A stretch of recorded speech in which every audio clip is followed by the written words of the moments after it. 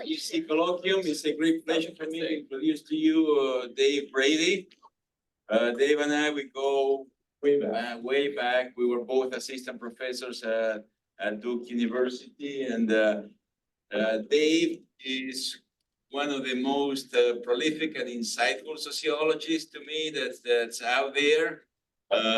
He brings a comparative institutional perspective to all of his studies, and he has an amazing capacity for paying attention to what's important. I mean, he always keeps the big picture in mind, and I think there's a lot of lessons for demographers to learn from that perspective, because Dave is always challenging us to understand our findings, our variables, our individual behaviors in context.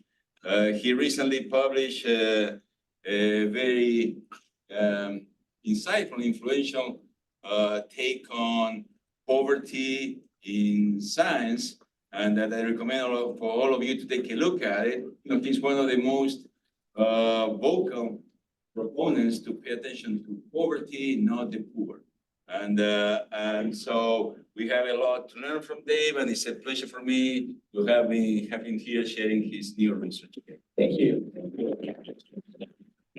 So I'm not going to talk about poverty today. We're going to talk about a big, important social change that occurred in Germany in recent years. And I have these terrific collaborators, most importantly, Marco Gieselman, who did the data analysis. And so if anything goes wrong, I'm going to blame Marco, okay? All right, so if you didn't know, in the past couple of years, there's been a dramatic increase in refugees to Germany. And this is really remarkably large change. All right, roughly 1 million people were coming per year in 2015 and 2016. So if you think of the first time applicants for asylum, back in 2008, it was about 28,000 people were applying for asylum in Germany. By the year 2015, 2016, you had 1 million applicants for asylum each year, and we saw a dramatic increase in the number of refugees. So this is the percent of the local district, what the Germans call Kreis, which is about 100,000 households, something like an American county, right? And we've now gotten to the point where most of these districts have, on average,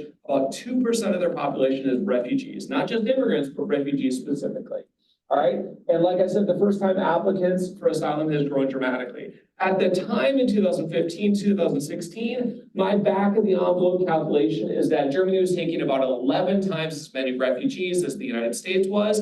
Even now, when we're taking far more refugees than we've been in the past, you're still looking at something like 4 times as many refugees as the United States is taking right now in what the New York Times perceives as this dramatic crisis of refugees. Right there on the right is a picture I took at the Frankfurt International Airport at the height of the refugee crisis in fall of 2015. And there were so many people coming and they didn't know where to put them, and they were trying to sort of scramble for accommodation that they laid cots out in the Frankfurt airport so that people had a place to sleep in the immediate future, okay? And another way to look at this is Boulardi's done this nice analysis where he tries to look at what he calls a population turnover rate. And during the period where there was this dramatic increase in refugees, you can see Germany reached dramatically higher rates of population turnover, a rate that is almost never seen except in countries that are in civil war. The United States has never been over, I think, 30 or 35, and Germany increased their population turnover dramatically during this moment of refugee increase. So I'm going to use this event to think about the social changes that have occurred in Germany, partly as a result of this event. And I'm going to hit a couple different points. First, let's just talk about the case as a significant, I'm going to call it refugee event, and why this is a powerful intervention for studying immigration and its quote unquote social consequences. Briefly, I'll talk about the literature review, but because this is demographers, I'm going to be especially lazy about that and just kind of fly through that real quickly and hope you guys forgive me. Okay, then I'm going to talk a bit about what we think is kind of an innovative analytical approach. So we have a somewhat unique analytical strategy that builds on different themes that exist in the literature, and we think gives us a unique capacity to look at the effects of these changes. Then I'm going to talk about one study that's fairly mature, and it's R&R back to AJS, so we'll probably hear at some point before I retire. And then we're going to talk about a new paper that is very, very immature, if you will. It's in progress, We just did the analyses, and there's even a couple of bugs in the analysis, but I really want to make sure we get to study 2 because that's where we really could have the most fruitful discussions. So I told Emilio to interrupt me at 11 or 12:35 to make sure I'm on study 2. So if I drone on study 1, just tell me to speed up. Okay? All right, then we'll get to the conclusions. So let's talk about this case and why it's so important and so interesting. First of all, the way to think about this is to think of the refugees as the consequence of these broader global political economic changes. All right, so you have wars in the Middle East, there were overcrowded, inhumane conditions in refugee camps, especially in Syria. And so then there became from this the rise of refugees, okay? And during this period of time, the UK, France, and especially the United States very deliberately blocked refugees from coming. The United States, of course, was during the Trump administration and the end of the Obama administration. And Germany, by contrast, opened up the doors. They stopped enforcing what are called the Dublin agreements from the European Union. And so particularly Sweden and Germany took in a lot of refugees. And for a brief moment of time, even Prime Minister Merkel was saying it's not mine or anybody else's power to control how many people come to Germany. All right? This was very, very visible. It was very controversial. It was definitely highly politicized. So for instance, there was a lot of talk about whether the housing market was under undue pressure because of all the refugees. The political discourse, especially in the media and in far-right politicians, linked refugees to welfare. They were coming for welfare magnets or because of crime that they were supposedly causing. Of course, this is all bullshit, but it doesn't matter, right? It made it very visible and controversial. There was a movement called Pegida, which became a gigantic thing. There were protests. Hundreds of thousands of people joined the Facebook page. And Pegida stands for the People Against the, the Islamicization of the Orient. So a very far-right racist party. And New Year's Eve in Cologne, a group of refugees and immigrants assaulted women, and this led to enormous political controversy, understandably. And there was a Christmas market in Berlin where an immigrant, but not a refugee, drove a truck into the market, and that was also linked to the refugees. So this was extremely politicized, extremely visible, very, very controversial. And as a result, many refugees were violently attacked, partly as a result of this, especially in the East. You saw an increase in what's called the AfD, the Alternative for Deutschland, which is a far-right, anti-immigrant racist political party, which now polls in about 10–15% of the electorate. So it's a very powerful political party these days. It didn't even exist really in 2015 when the refugees started to arrive. All right, in many ways, I think the refugee quote-unquote crisis, and I'm using that language in quotes, I'm not endorsing that it was a crisis, I want to it's labeled that way. But this really crystallized the controversies in Europe over the rise in immigration and the debates about whether multiculturalism was sustainable in Germany and in the rest of Europe. So a lot of debates about heterogeneity. It really was the beacon of controversy over these issues. Okay, so this is an important event. All right, further, it also gives us a historically rare and sudden dramatic change.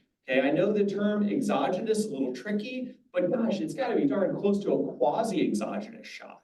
If this isn't a shock, I don't know what is. You're going from basically a very small percent of local populations that are refugees to over 2% in a very short period of time. Nationwide, there's this dramatic increase. So if this is not an exogenous shock, it's at least a quasi-exogenous shock. And I always like Bloomberg's discourse on this was a quote-unquote grave disorganized event that fueled a minority threat perspective. All right, moreover, even though there's been a ton of studies, especially in labor economics, on the Mariel boat lift, famous papers written on that, this was a much bigger deal than the Mariel boat lift, okay? At the time the Mariel boat lift, it really only affected one city at first, whereas in Germany, it affects the entire country, right? So it's a much more national scale issue. The Mariel arrivals were only about 4% of Miami's population, whereas in many German districts in 2015, you got 8% of the population being refugees, and in some it got as high as 13% refugees in 2016. Now, Miami was already the most immigrant-intensive city, already had a huge Cuban population before the Mariel boat lift, whereas Germany, not so much, right? There was big parts of Germany that had very, very few refugees or immigrants, and so this was a big, big social change in a very short period of time.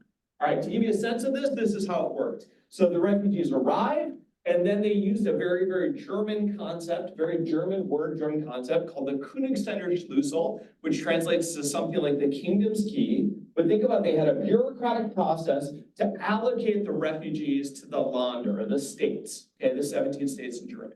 All right, and this was based on like macroeconomics and, you know, what states can handle what share of the refugee population.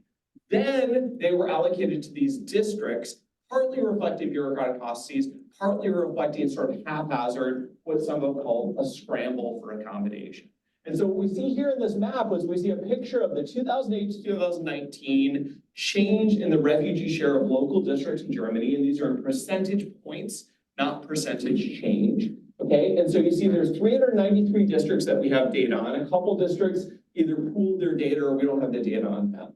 All right, and on average, they saw a fourfold increase in the refugee populations in these local districts, again, in a fairly short period of time. Now, I give you here 2008 to 19, but the real change is basically 2013 to 18. It's much shorter where this really triggers in. You have many districts that got as many as a 3 percentage point increase, meaning going from 1% of their population to 4% of the population being refugees. You have many where it's more than 2 percentage points, and only one district in the entire country saw a decline in refugees. Okay, so you have overtime change that's quite dramatic, and it varies quite dramatically across space, right? So we have two different types of heterogeneity.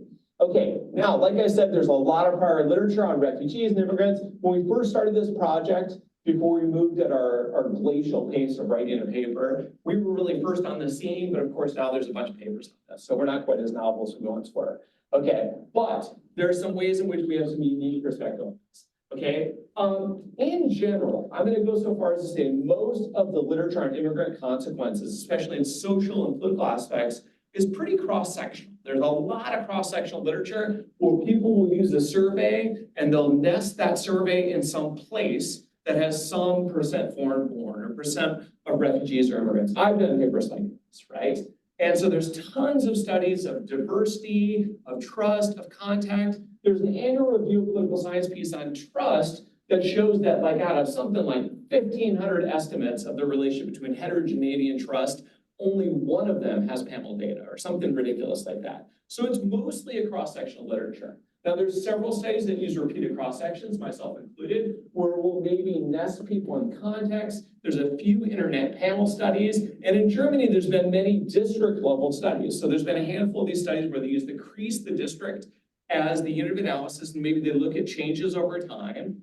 But there's not really very many, as I'll talk about, that use panel data. There's a few studies that are of transient refugees. So there's a very influential political science paper where they look at as the refugees move through Austria or as they move through the Greek island, what responds politically to that and so forth. A few studies of refugee camps in Turkey and so forth, okay? But to our knowledge, there's no study of individual level panel data nested in local context before, during, and after a massive change in terms of immigration and refugees. But if you know of one, let me know. The only one I know of is this one that's been done in Jordan by Fala and colleagues, where they're able to look at these respondents over time. There's a few studies that use the same data as the socioeconomic panel, where they study immigration but not refugees over time, say from 2000 to 2015. And I said a couple of those studies there. And there's a few studies. One thing that's kind of interesting is when the refugees came, the SUP, which is the socioeconomic panel, and the Labor Market Institute started to collect data on the refugees themselves. And that was kind of interesting data where you can actually follow these refugees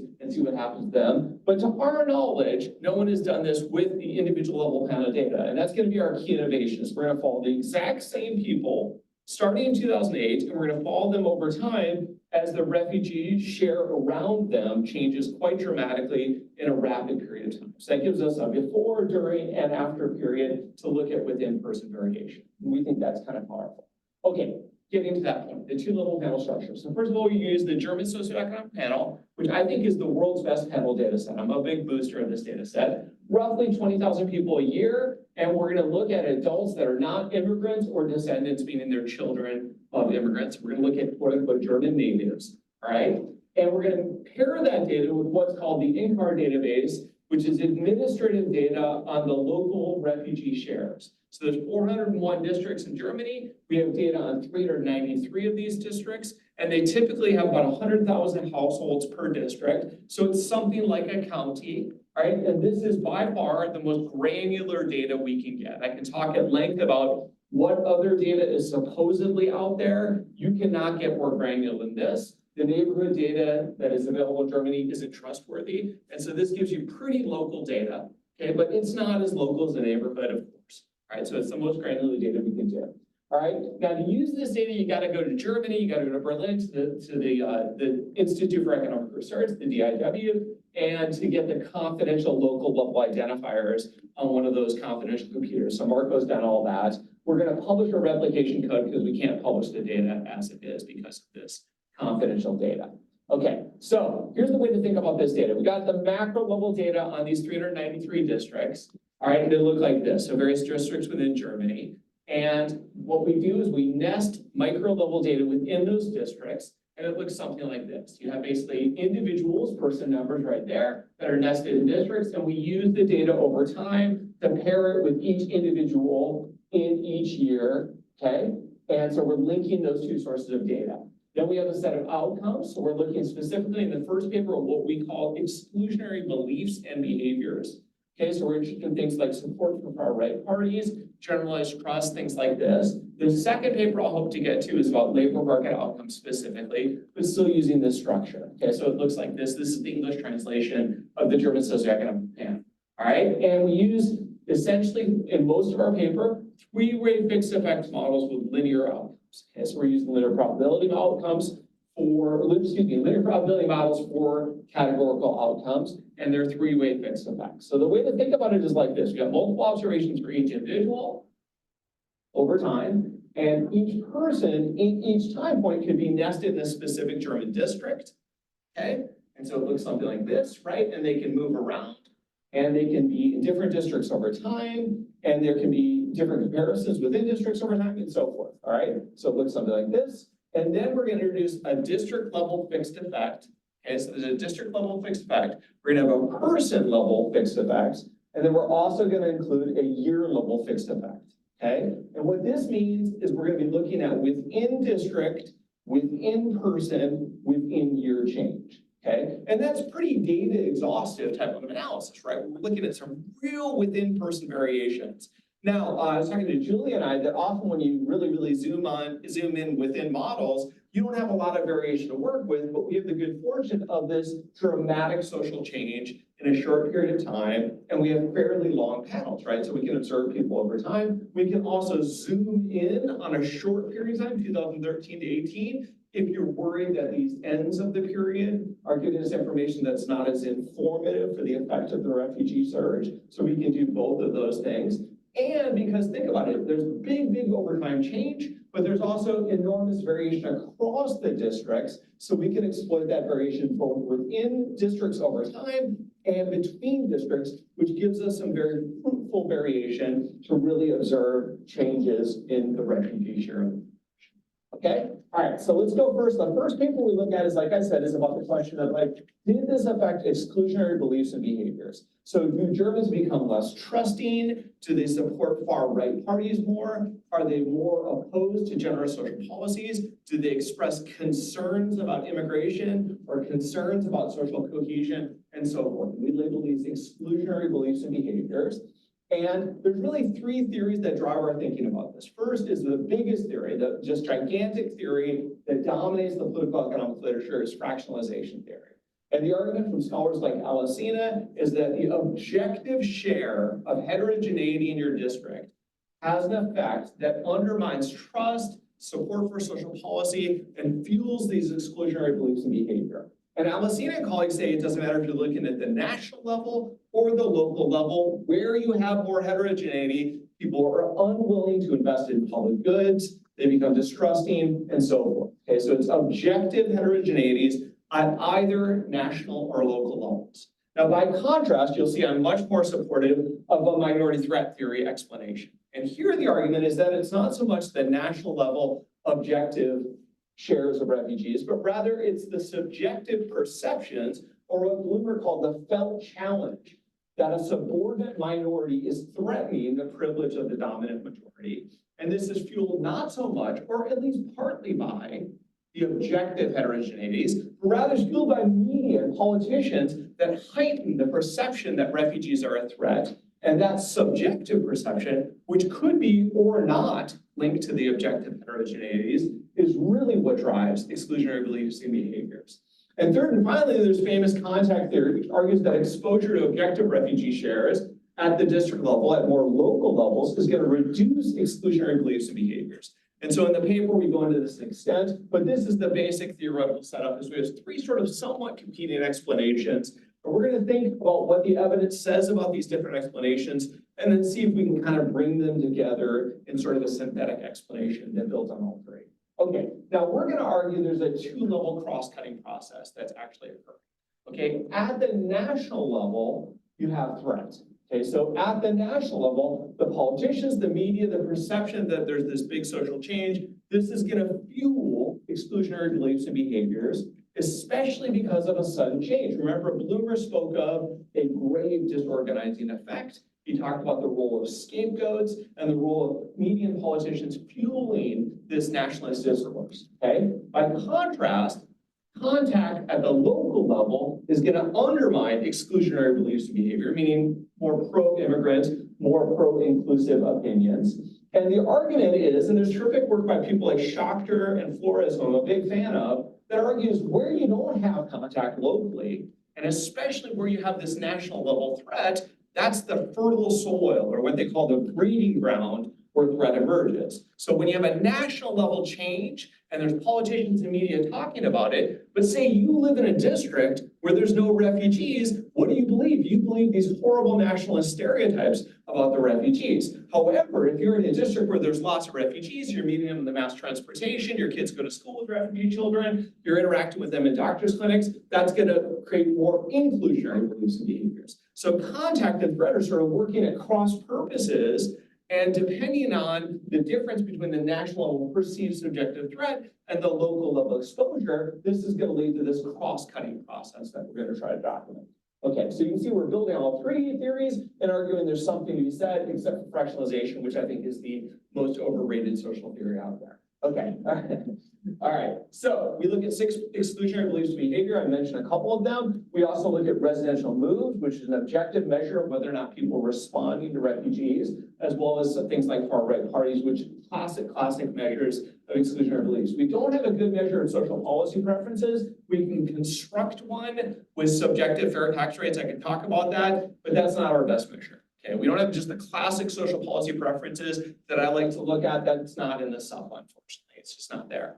Okay, we use through fixed FX models, like I said. All right, we're also going to allow the East and the West to have different time trends because there's definitely evidence that they're moving in different trajectories. And we allow rural and urban districts to have different time trends. So think of it as that we have fixed effects for individuals, waves of the survey, and the district in which you live in, and then we're interacting time with East and West as a binary variable and with urban and rural to allow for these diverging trends. And there's strong evidence from the German literature you have to do this. Okay, we also, in other analyses, which I might not get to, we interact refugee shares with district level unemployment. And the idea is where unemployment is also increasing, does the dynamic change a little bit? And it does for a few outcomes, and I can talk about that if we have time. All right, we have a wide variety of robustness checks.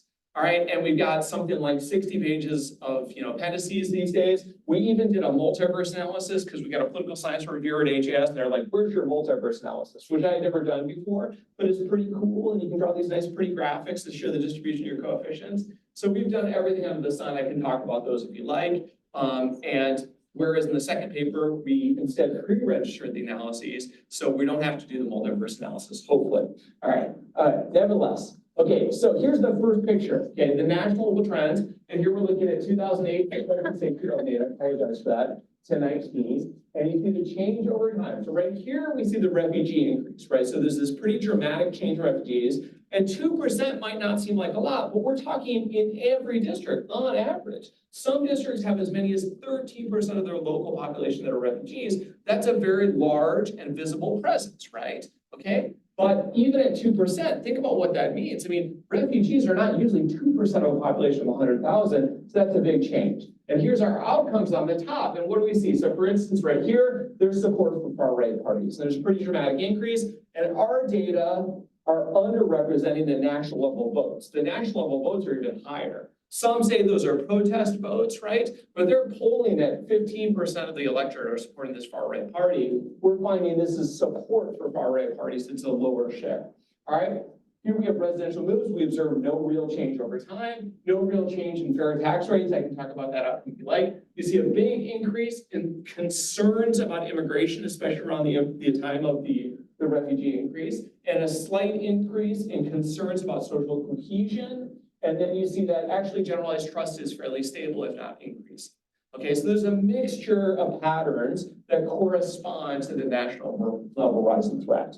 Okay, so again, now let's zoom in and look at the overtime change using districts as the unit of analysis. So this is at the aggregated district level, and we see the patterns here. There's not clear evidence that any of the 6 outcomes show a strong positive relationship or an increase in exclusionary beliefs and behavior with the rise in refugees. Indeed, districts that saw a greater increase in refugees see a declining support for far-right parties. Districts that see a greater increase in refugees see declining concerns about immigration, okay? So there's a couple of these at the district level that show districts that received more refugees actually are less supportive of far-right parties. Where are far-right parties doing better? They're doing better in the districts that have the least refugees. Now, moreover, let me orient your focus to just the y-axis. That's 0 on the y-axis. You can see in almost all districts in Germany, there's a big increase in support for far-right parties. So focus on that y-axis for a second, say like, look, far-right parties are growing everywhere.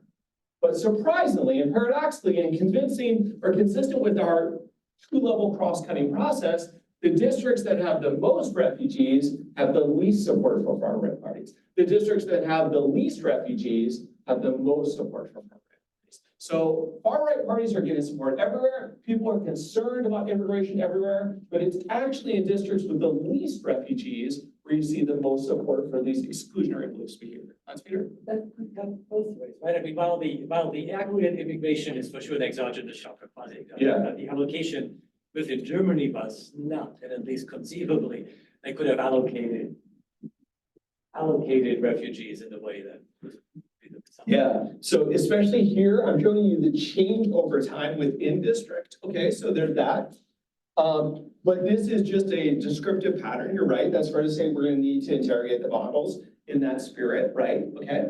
So this doesn't include the fixed effects, it's just change over time. So that's fair. Okay. So on the surface, this descriptive macro level pattern doesn't convincingly yet establish our cross-cutting process. I'm just saying, but to your point, it is interesting that you see these big increases everywhere, but it's not consistent with simply that the places that received the most refugees saw the biggest increases. So this is the first descriptive cut before the models. Okay.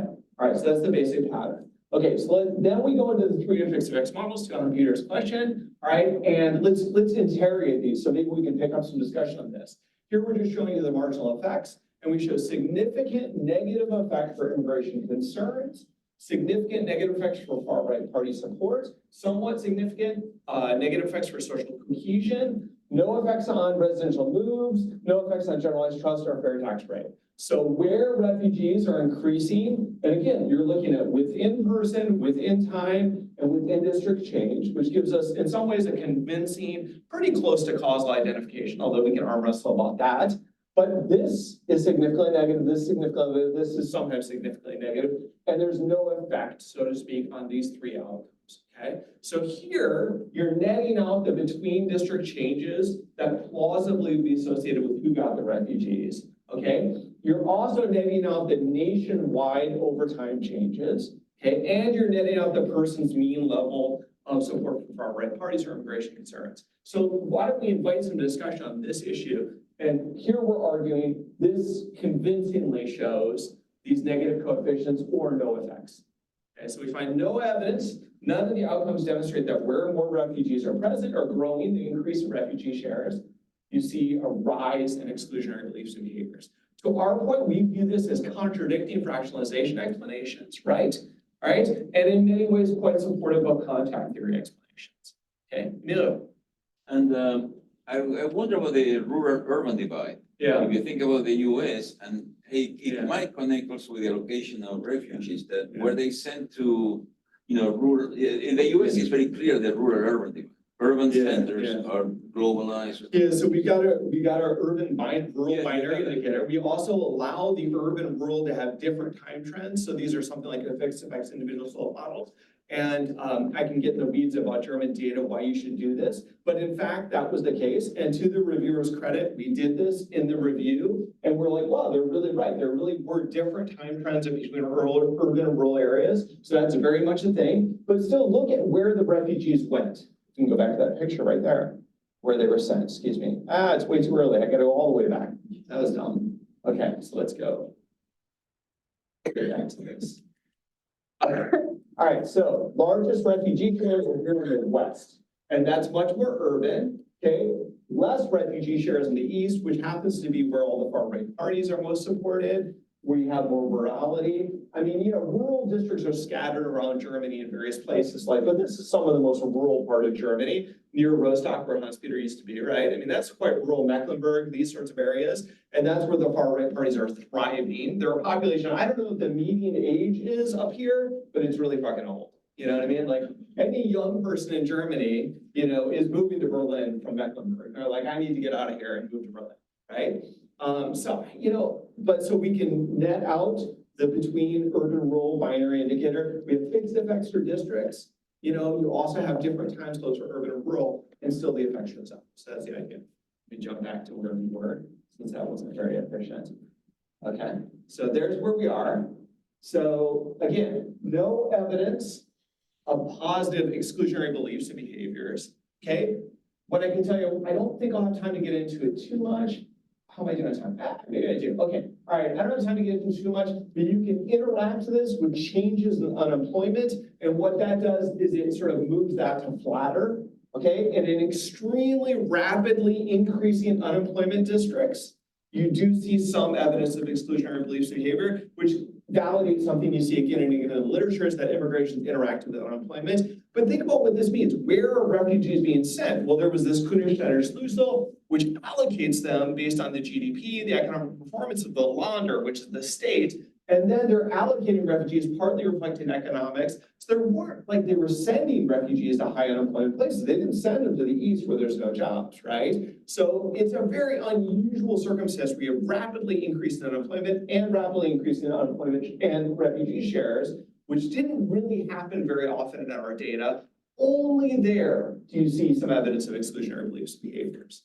Okay, but again, we have to keep in mind that national trend. There was a national trend. The Alternative for Deutschland has done terrific. They've become extremely popular as a political party. So again, we argue there's this two-level cross-cutting process. At the national level, there were increases in concerns about immigration. I mean, just think, for instance, support for concerns about immigration went from 59% of the population to 85% of the population. People were worried about immigration. There was increasing concerns about social cohesion. And like I said, there's been a 7-fold increase in support for the far-right parties, right? I mean, Alternative for Deutschland is thriving, all right? So we cannot deny that this national level threat hasn't happened. This has definitely happened. But what we're finding is, where is the national level threat happening? It's happening in districts that did not get refugees, okay? And so this is the cross-cutting process.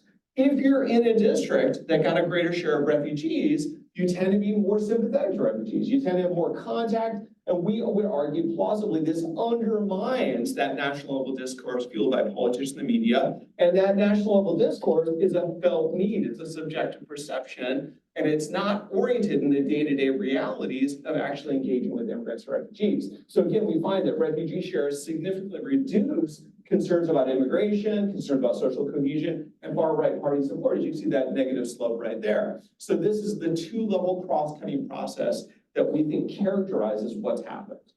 Okay? Take a moment before I go to the next study. We timed that pretty well. Please. I have a very potentially dumb question, but the German government, when selecting the refugees, they were positively associated with their education, right? They were very selective in the type of refugees that were allowed in. At the moment of the refugee crisis, The papers do show that they were positively selected by education.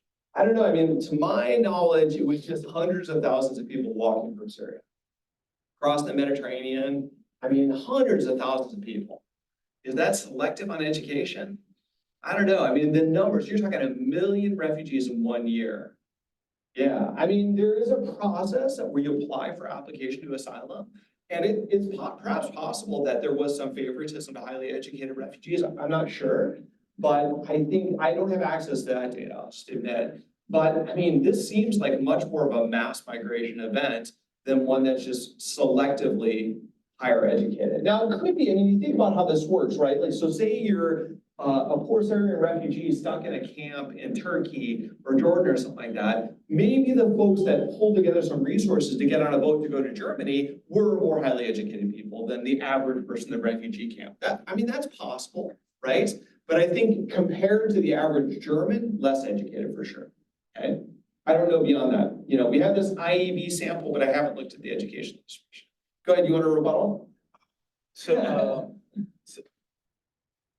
Anyways, there are papers that show that refugees that enter Germany are higher educated than refugees that remain within Lebanon and the Middle East. Closer countries. I buy that story. So they Yeah, might but not they're be still less educated than Germans. Perhaps. correct, Yeah. So what I'm curious about, if they were allocated in a way that they had similar educations, not Good question. comparable education Good to question. Germans. So did they take the higher educated refugees and move them to this district, the less educated? Yeah, I mean, it's hard to, I don't know. And again, I like the phrase scramble for accommodation, you know, because like, look what's happening. They're putting cots in the airports in Frankfurt. I don't know that they had information on the education level of these people that they're processing. They're putting them on buses, trying to find shelter housing, trying to find dormitories. I mean, it could be. true, but here accommodation, are we only referring to their households, or are they accommodating for their job prospects as well? Where are they allocating them in places where their education and skill sets might work? They did, that's a good question, okay? So they had this Königsschlüssel, which allocated to the lander, to the states, to the 17 states. Within that, they supposedly looked at economic dynamics, but really they were just looking for housing for people. They just desperately needed a lot of housing really fast. Julia? Yeah, so I want to follow on this line of Yeah. questioning. I mean, I think the macro level story is really important to get Yes. right here. Yeah. So what is the formula? Yeah. How long did it take the German government to put that allocation formula into place? Yeah. Who was in the room? And ultimately, like, how effective was it in matching Right. migrants with their local context, or was that even a goal? But it seems to me, The Königsschlüssel has been in place for a very long time because it's used to allocate funding. So it's it's basically like a formula that they use to allocate federal funds to different states within Germany. But we have to believe that the public administration of this was much more haphazard than really following the letter of the law. And so you couldn't like create an instrument of refugee shares from the Königsschlüssel. I wouldn't believe that. So, you know, there's the raw number of people that are actually present, we trust that data. Because they have to report that data, right? So we know what the share of refugees is. We have some clues into the political process that led to the allocation. But let me add a wrinkle to your point, Julia, is that the refugees could move. Okay, after a period of time, they could move to new districts, and they did. I mean, if you get settled in Mecklenburg and no shame to Rostock, you move to Berlin. It's way cooler in Berlin, right? You know, like you don't want to be in Rostock. No offense, Hans Peter, to the Volkswagen Institute. But Canadian case. yeah. Yeah. And so, you know, in the sense of, so what we do know convincingly, we trust our administrative data. We know how many refugees are here right now, at the end of the year, okay? But do we know exactly the formula that, and again, realistically, of course, there's some haphazard nature between the formula and who actually shows up, right? And then people can move and so forth. Okay, there's probably even variation in how quickly the local offices are managing the applications for asylum. So all this heterogeneity, but we know how many people are here right now, okay, at the end of the year, I should say. so I just think that's a really important piece of complementary information Yeah. to this study, which has a really awesome design. Yeah. But like, I want them together. Yeah, I agree. And I think you can get, we kind of punt on that a little bit in the paper. You can get at that from what we know through journalism, historical accounts. But, you know, you're right. I wasn't in the room. I don't think anyone had in the room ethnographic data on how this process played out, you know? Yeah, I want you to get to this. Yeah, next second, quickly, John. Yeah. There's always this question of the chicken and the egg. Yeah. It's like, were these places racist before and they were just waiting Yeah. for this and that triggered it? Or is it that there's some politician that sees the Yeah. opportunity? So does it come from ideas that were there already Who or knows? somebody created But, them? but if they were stable over time, I mean, that goes out with my fixed effects, right? So I've got district level fixed effects, I've got person fixed effects. So this is, Yeah. you're saying that this is a Change. politician takes advantage of the situation or something? Or I mean, I think so. I mean, you know, I moved to, it's the back same in the US. It's Yeah. a question that's. Yeah, I mean, I moved back to the United States in June, July of 2015. And so I came back that fall like once during November when I took that picture in Frankfurt, but I was not present those 6 months. I mean, you know, I think, but I buy the story that this is a politically fueled situation. But I mean, it is a big deal. When you receive 1 million refugees, it's gonna get headlines. But I think it's really interesting that you see these declines in support for far-right parties in places like the West that actually received a lot of refugees. So it was actually Germany experienced this dramatic social change and by and large, at the local level, responded inclusively. By and large. Go ahead. Just really quick, so Yeah. you can move on, but Yeah. don't you have measures of the individual's political preferences, so you could look for We them? do. Yeah, we know their party support, right? We're doing a follow-up paper with Sure, Rosanna. but I mean before. Yes, exactly. That's so we have data from 2008. We're observing their party support all along the way, right? And then we're observing if they change. Okay, so that, I mean, that's kind of a powerful way to look at this. And you've got the district level fixed effects. So if there are stable spatial heterogeneities, we're netting that out. This within design. Okay, all right, let's go to labor market study. And the next study is how did the increase in refugees affect labor market outcomes? There, like I said to Amelia right before, there's a ton of papers on this, right? There's tons of studies on refugee events, on immigration, what have you, and how it affects native labor market outcomes. Like I said, I've not seen an individual panel data analysis on this, certainly with this level of radical social change in a short period of time. The Jordanian example is an exception. There's a few studies in Germany on district level analyses, some of which find benefits, okay? But only a few, okay? And we were sort of first out of the gate on the first paper, but of course, the painfully slow sociology review process, we're not so first out of the gate these days. Okay, all right. There's some particularities to this particular study that are worth noting that we just mentioned. We can talk about a little bit. We can talk in the Q&A. But refugees were only granted the right to work after a period of time. Okay, so they didn't necessarily represent a competitive threat to native workers immediately. Okay, now there's heterogeneous groups of legal categories within refugees. There were changes over time and how long it took before you're allowed to work, and that changed by place and so forth. And this varied in changes in timetables across places and time. So the presence of refugees does not necessarily correspond perfectly to the competitive threat in the labor market. So there's a little bit of difference there. In the future, we'll look at lagged refugees here. This is a way to try to get at this as well. But we made this analysis fairly quickly to get ready for today's talk. Okay, there's also one thing that's kind of interesting that's emerged is this IAB sub-migration sample.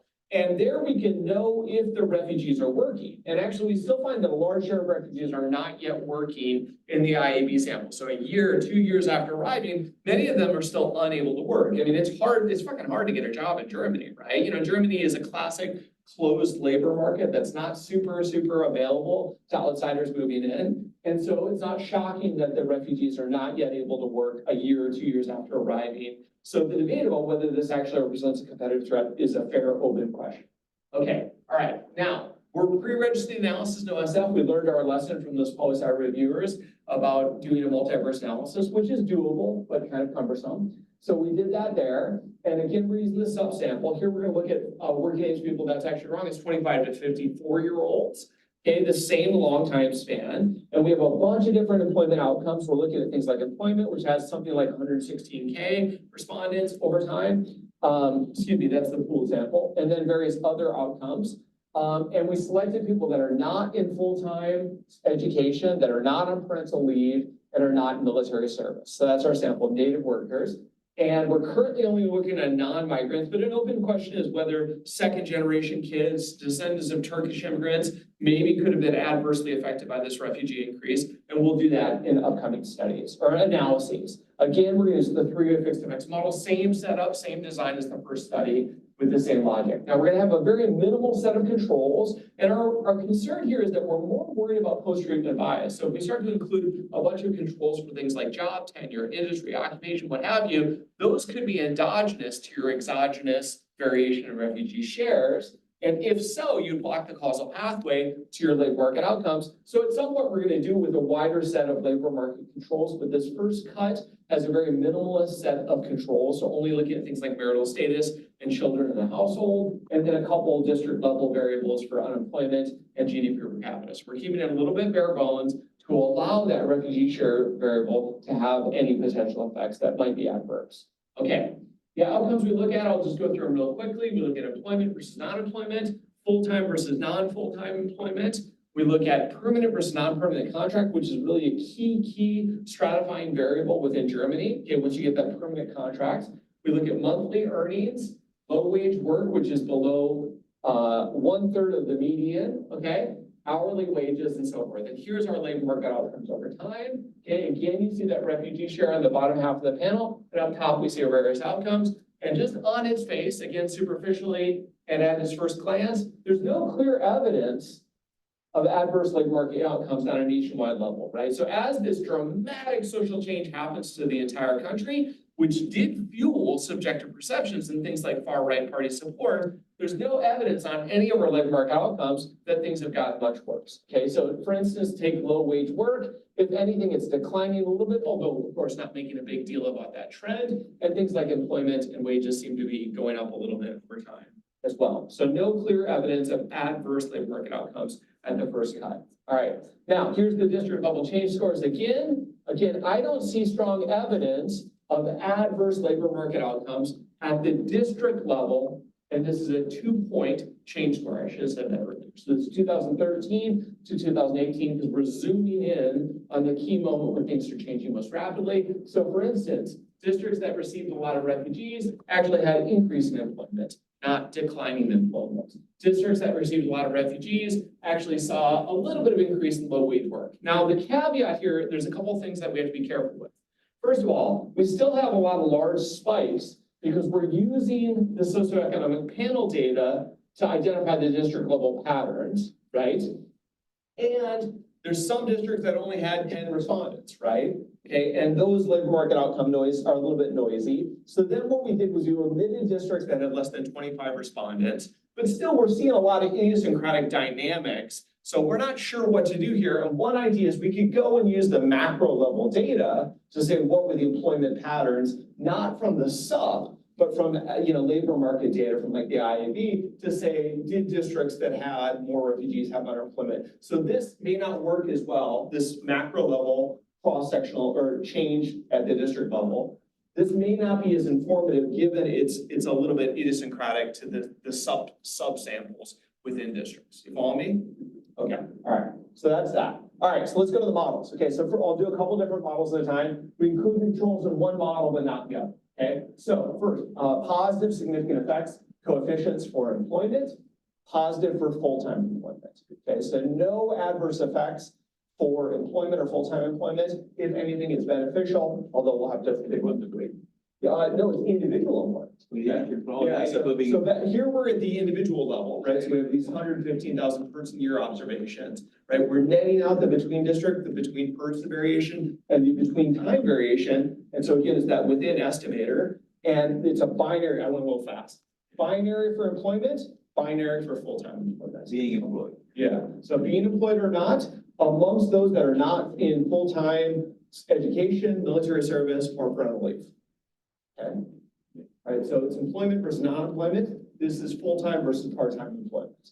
Okay, again, no evidence of adverse consequences. Okay, we can then, please interrupt me with a question, go ahead. We can look at permanent contracts or not, some evidence of positive effects. Permanent contracts increased where there was an increase in refugee shares. No evidence on low wage employment. Okay, negatively signed, but not significant. Okay. All right, and again, in Germany, this is a really, really critical variable for being a labor market insider. That's what you really want is permanent contracts. Okay. All right, and last but not least, here's the compensation variables. Positively signed, 3 out of 4 models, here's significant. So again, no evidence for adverse labor market consequences. Okay. And here's the conditional marginal effects to give you the same idea. Again, statistically significant for a few outcomes, insignificant for others, but none of them are significantly negative that suggests refugees show up, they are putting pressure on the local labor market, they're underbidding native workers, they're driving down wages, they're driving people out of jobs. No evidence at all. Again, we're still trying to figure out what to do with this. Okay, okay. All right, and please go ahead and jump in. And then we got a bunch of stuff we promised to do in our pre-registration plan. Problem with these pre-register plans is then you actually have to fucking do the thing, like you're committed to do it. Now you're like, we gotta justify what we did. It seemed like a good idea. We wrote the pre-register plan. Now I'm like, that's a dumb question to investigate. So we do stuff with a bunch of controls, which again, I kind of prefer the trimmed down models. We're gonna do separate analysis for female and male workers, for previously non-employed people. So one of the key issues in German labor markets is this insider-outsider dualization. And you worry about the young workers, the less educated workers, the previously not employed, that maybe they're gonna get sort of marginalized further compared to those folks that already have a permanent contract. So that's on the agenda to look at that. Also look at the children of immigrants within Germany, such as the Turkish immigrant population and so forth. We want to look at some temporal heterogeneity effects, do a bunch of robustness checks on the sample and different estimators. And we also have data, which I talked only briefly about in the previous slide. We know what share of the refugees were women. We know what share of the refugees were from big regions. And we especially know Turkey, Syria, Iraq, Sub-Saharan Africa. So we know the composition of the refugees a little bit. And we also have some measures of what they call structural funding. So we know if the state is allocating public resources to help that district sort of deal with the labor market changes. And maybe these positive effects that we're observing, there's one paper that just showed at the socioeconomic review that shows that, what's happening, that you get these positive effects is the growth of social services, public sector, and social worker jobs. So, if you're a social worker, a refugee increase is good for your business, right? There's a lot of work to do that. Yeah, okay. So that could be worth doing is we can dive into that and slice that a little bit thinner. So I'll do conclusion real quickly. We argue that this refugee event was a very significant social event, and even though it did occur in the United States, it actually deserves to be studied. That's a joke. And it was a really important intervention in terms of immigration. All right, we've argued that most of the prior literature, far more of the immigration literature, has been cross-sectional, and we have an analytical innovation by when we use individual panel data, and we find this two-level cross-cutting process in terms of inclusionary beliefs and behaviors, whereas we find no evidence of adverse labor market consequences. And the last study we're about to start doing with Ursula Maxwell is look at how all the political parties respond to this. So we see this increase in nationwide increase for far-right parties. Well, what happens to the Christian Democrats, Social Democrats, and other parties, and try to see where those sorts of distribution changes. And we would argue in general that we're quite skeptical of fractionalization theory, that with objective heterogeneity, you necessarily have these adverse consequences. We don't believe that. If anything, we would advance threat, contact, and other theories for understanding increasing multiculturalism and rising immigration. Thank you.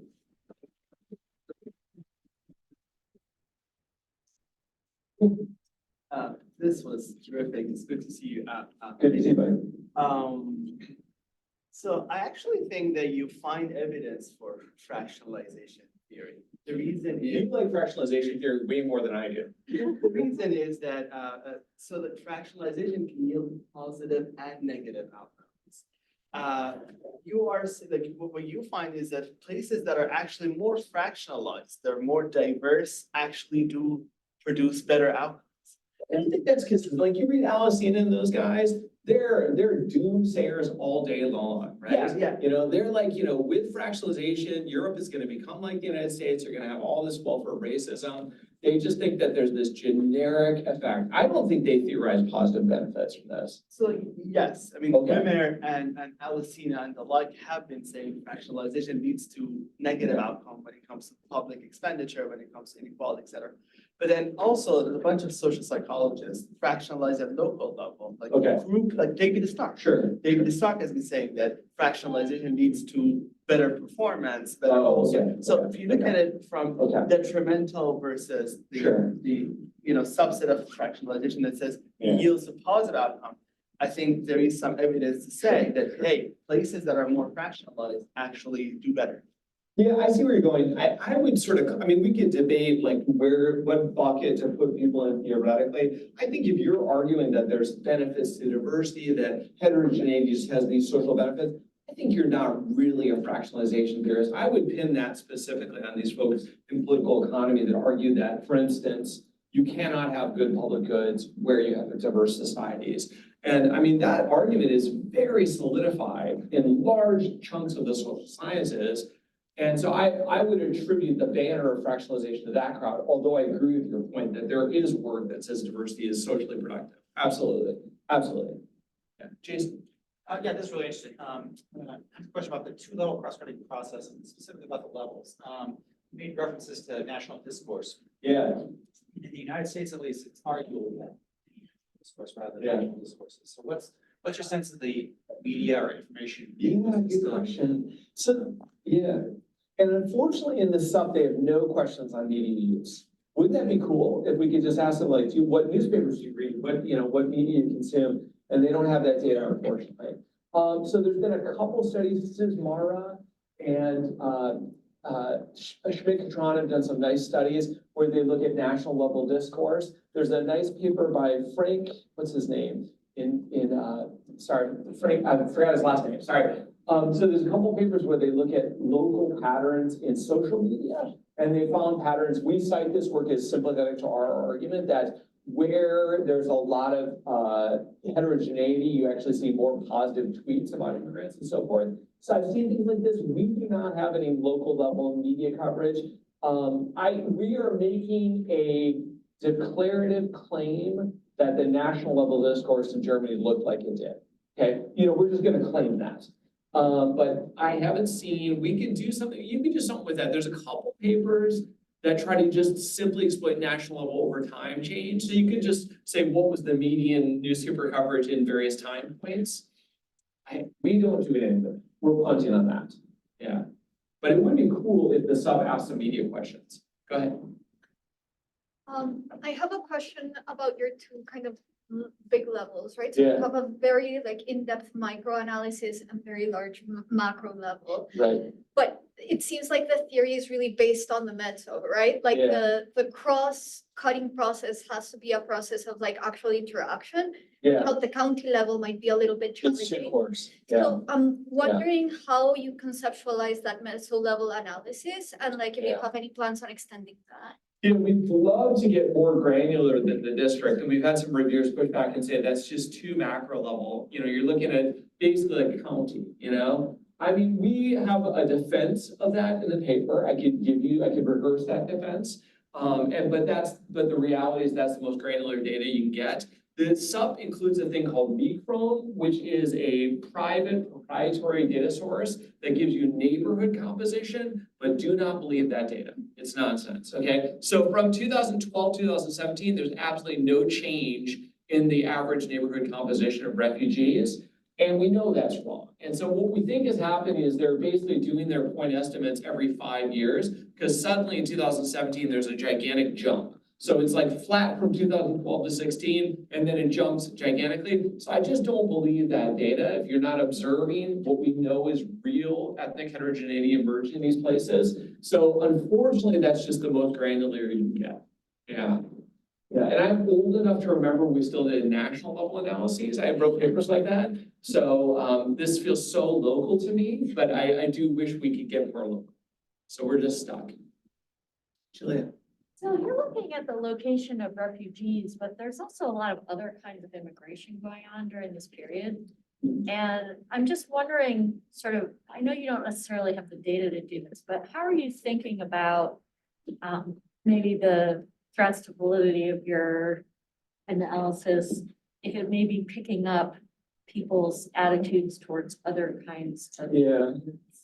I mean, so what's the threat? It has to be something that's changing within person, within district, and within time, right? What would be their exposure to other kinds of Other immigrants things, as well? yeah. And what it would have to be highly correlated with the refugee shares and plausibly correlated with our outcomes, right? Right. And there could certainly, yeah, the world is heterogeneous. We have many treatments upon us at all times, of course. But like, I mean, I'm trying to think like what would be the thing that corresponds with the refugee shares that also corresponds with the outcomes. that is not stable between places, not shared nationally, and not stable within person, or between persons, right? And gosh, I mean, there's certainly other stuff, right? But I'm not super worried that there's some grave threat of limited variable there, right? Because I'd have to think really hard to think of something that corresponds really closely with refugee shares and my outcomes. That's within person, within time, and within district, right? And so, you know, we're just making the case that once you net out all of those factors, you net out also the local level unemployment, the local GDP per capita, what's left? We're picking up, and really what does change dramatically is the refugee share. Okay, and again, we were talking, Juliana, before, is like the advantage we have here is there was this big gigantic quasi experiment that happened in the country, and that doesn't usually happen, right? You know, most of the time immigration doesn't rise dramatically in a local setting across the entire country. Okay, I think we run out Out of time. Yeah. I think it's